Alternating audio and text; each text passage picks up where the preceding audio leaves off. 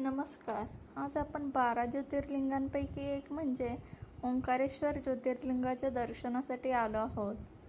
आपल्याला समोर जो दिसत आहे तो 108 फूट उंचीचा जगद्गुरू आदि शंकराचार्य यांचा पुतळा आहे.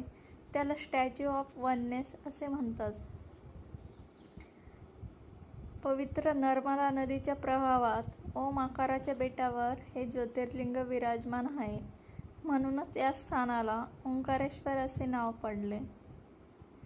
या ज्योतिर्लिंगाचे दोन प्रमुख भाग आहेत. एक म्हणजे ओंकारेश्वर.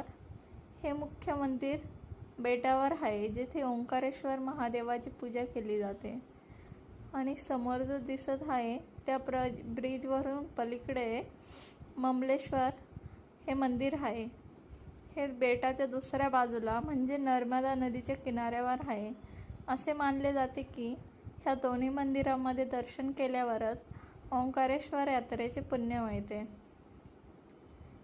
येथे तुम्ही नर्मदा नदीची परिक्रमा करू शकता.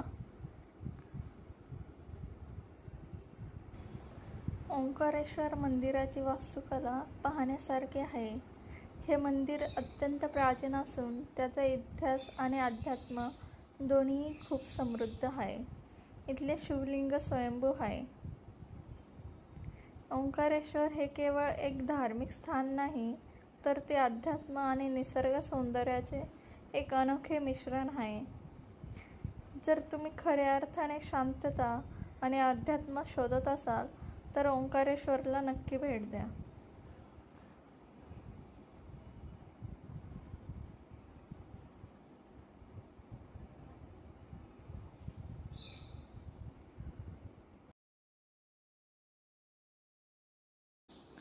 जय ओंकारेश्वर. हर हर महादेव.